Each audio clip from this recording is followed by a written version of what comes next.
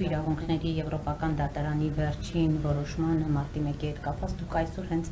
այնտեղ եք, տեսեք այս որոշումից հետո էլ, հա, կարծեք թե փաստվում է սահմանադրական կարգի տապալում, մեղավորներ, գիտենք որ իշխանությունների օրոք են եղել այդ ամենը, հա, եղել, հիմա հարց է առաջանում օրինակ պետությունը, իշխանությունը որևէ բան պատրաստվում է անել այս ուղղությամբ, թե ոչ, անելիք ունեք, թե ոչ, որովհետև նշվում է, որ հենց իշխանության անգործության պատճառով չունեցանք բացահայտում, բայց տեսեք միեդը այսպիսի որոշում կայացրեց։ Եվ միանգամից անդրադառնանք նաև վերջերս տեղի ունեցած այս փոխհրաձգությունների արդյունքում վենդետային, հա, եւ Արաքս գյուղում եւ Հարաքար համայնքի ղեկավարի հետ կապված այստեղ էլ իշխանություններին կոնկրետ մեղադրանք կային մասով, որ երբ այլևս չի գործում օրենքը, մարդիկ դիմում են այսպիսի միջոցների, որովհետեւ չկա վստահություն, օրինակ նույն դատական համակարգով հարցերը լուծելու։ Ուզում եմ այս երկու հարցերին էլ անդրադառնալ եւ վերադառնալով նաեւ միեդի որոշմանը, մենք գիտենք այդ ուժերը, որոնք ուղիղ պատասխանատվություն ունեն, հավակնում են մասնակցել 26-ի ընտրություններին ու ըստ էության անընդհատ իշխանությունը ասում է ժողովրդավարություն, բայց այդ նույն ընձեռած ժողովրդավարությունը փաստորեն նրանց օգնում է պայքարել եւ տապալել ժողովրդավարությունը։ Ռիսկալ ժողովրդավարության դեմ այստեղ դուք մտահոգություններ չունեք։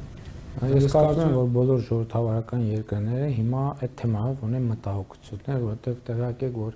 հիբրիդային հարցակումները ժողովրդավարության դեմ հիմա ամենաշատ քննարկվող թեմաներից մեկն է։ Բայց ժողովրդավարությունը ունի կոմպոնենտներ եւ այդ կոմպոնենտների հետ կապված հարաբերություններն էլ պարզ չեն։ Օրինակ կա անկախ դատական համակարգի եւ ընդհանրապես անկախ դատաիրավական համակարգի անկախության եւ քաղաքական իշխանության սահմանափակումները որպես սկզբունք, բայց հիմա հարցեր են ծագում այնուամենայնիվ քաղաքական իշխանությունը ինչում եւ ինչին պետք է միջամտի եւ որտեղ այն գիծը, որտեղ այդ միջամտությունը պետք է անթույլատրելի լինի։ Ընդհանրապես տեսեք այդ գործերը նույն փարաքարում տեղի ունեցածը ինքը հարցեր է բարձրացնում, բայց բնականաբար այդ հարցերը ինձ էլ են հետաքրքրել եւ անհանգստացրել։ Հետևություններ արել եք ձեր գիտեք հետևություններ անելու մասին, արդյունքում կունենանք կանենք համապատասխան հետևություններ, պաշտոնանկությունների տեսքով։ Այո, ես կարծում եմ տեսանելի է, որ նաև պաշտոնանկություններ են եղել, բայց ես ուրիշ բան եմ ասում։ Հիմա նույն փետրվարին տեղի ունեցած իրադարձություններ են եղել Փարաքարում, որ զոհ է եղել։ Հիմա այդ գործով 14 մեղադրյալ կա եւ դատավարությունը ընթանում է։ Բայց մեղադրյալների մի մասը ընդհանրապես կալանքի տակ չի, մյուս մասը տնային կալանքի տակ է, մյուս մասը կարծեմ, եթե չեմ սխալվում, տեղեկանքից ոնց որ թե մի հոգի է, որ կալանքի տակ է կամ գուցե մյուս կողմից մենք անդադ քննարկում ենք, թե ինչքանով մեր բանտերը պետքա ծանրաբեռնված լինեն։ Մենք դեպքեր ունենք, երբ որ հանցագործություն են կատարում մարդիկ, ովքեր այդ պահին ամբաստանյալի կարգավիճակում են դատարանում։ Դե մեր քննչական մարմիններն էլ եւ ոստիկանությունն էլ շատ հաճախ այդ հարցը բարձրացնում է։ Ասում են, որ այն որ խափանման մեղ միջոցներ են կիրառվում, այդ մարդիկ գալիս հանցագործություն են անում, ինչու պետքա պատասխանատվություն լինի միայն ոստիկանության վրա։ Իսկ ինչու ովքեր չարդարացված, ինչպես հետագայում պարզվում է, մեղ խափանման միջոցներ են ընտրում, իրենք չպետք է պատասխանատվություն կրեն։ Կա նաև ուրիշ խնդիր, ընկալման հարցը, որովհետև մեր ավանդական ընկալումներն է, որ եթե մարդը բանտում է, ուրեմն ինչ որ process կա, եթե ազատության մեջ է, այսինքն ֆիզիկապես քայլում է, ուրեմն վերջ։ Սա էլ արդարադատության ստանդարտի հարց է, մենք պետք է հասկանանք ինչքան եւ ինչ դեպքերում ենք մարդկանց ուզում կալանքի տակ պահել եւ որ դեպքերում է որ կարելի է նաեւ այլընտրանքային խափանման միջոցներ ունենալ։ Սրանք լուրջ խնդիրներ են, որոնց պատասխանները մենք պետք է գտնենք, բայց առանցքում պետք է լինի ժողովրդավարությունը, որովհետեւ մյուս կողմից ասում են այս բռնապետությունը։ Նա բանտերը լցնում է այս իշխանությունը մարդկանցով։ Բանտերը մյուս կողմից ասում են ամենաթողությունը, ազատության մեջ են։ Հասկանում եք, սրանք շատ լուրջ դիլեմաներ են։ Մարտի 1-ի գործի հետ կապված դուք գիտեք, թե ես անձամբ ինչքան շահագրգռված եմ։ Բայց իմ շահագրգռվածությունը կրկնակի տասնապատիկ նաև կաշկանդվածություն է ինձ համար, որովհետև այդտեղ էլ չլինի թե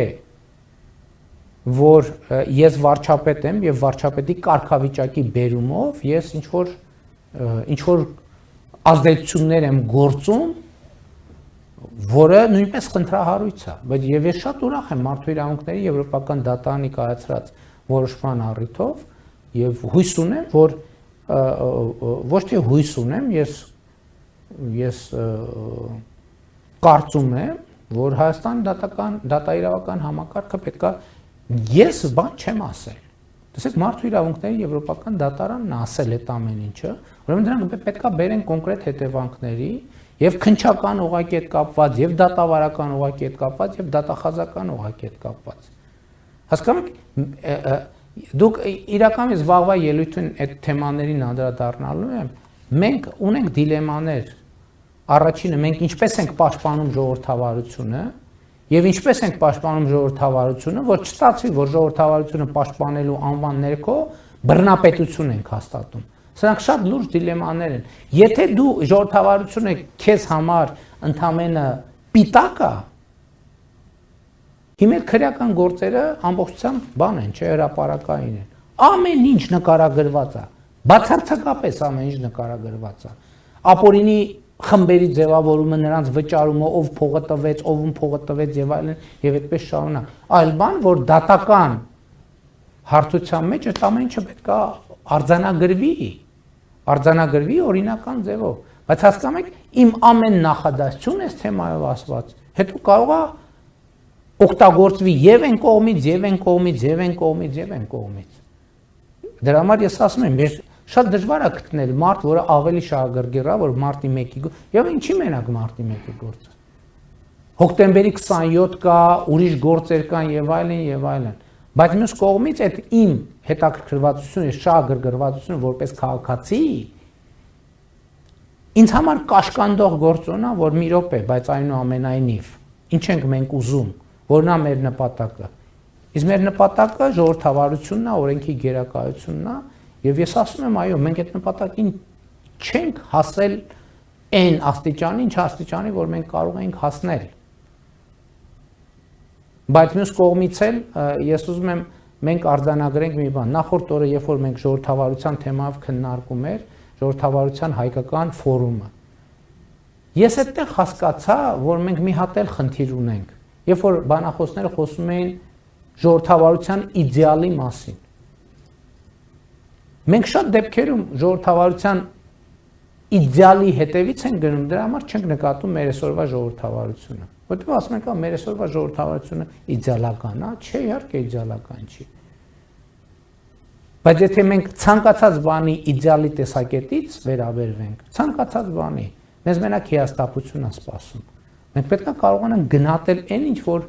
միջազգային հանրությունը մեր ժողովրդավարությունը ավելի շատ տեսնում եւ գնահատում, քան մենք ինքներս։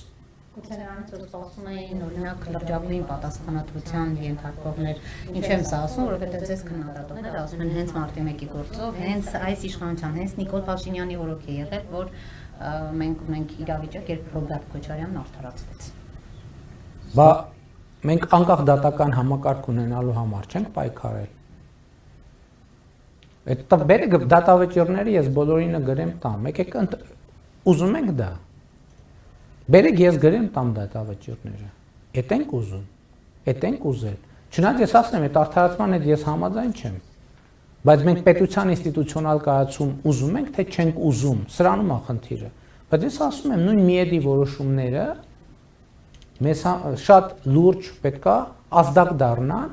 որ ոչ մեր դատաիրավական համակարգը լուրջ խնդիրներ ունի։ Ես դատարան եմ փորձել շրջափակել։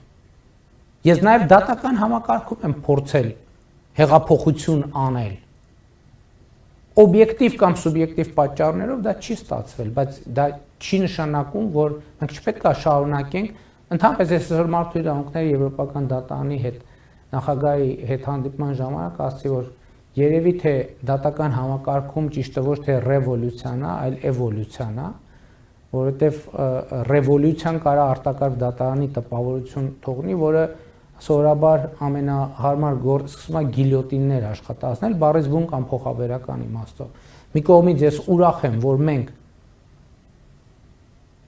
մեր հեղափոխությունը գիլյոտիններ չի աշխատացրել, մյուս կողմից ես այդ անբավարարվածության զգացողությունը կիսում եմ մեր ամբողջ հանրության հետ։ Բայց ես ուզում եմ նաև իշխանության ընկալումը մեր մոտ լինի։ Որն է իշխանության մեր ընկալումը։ Իշխանություն մեր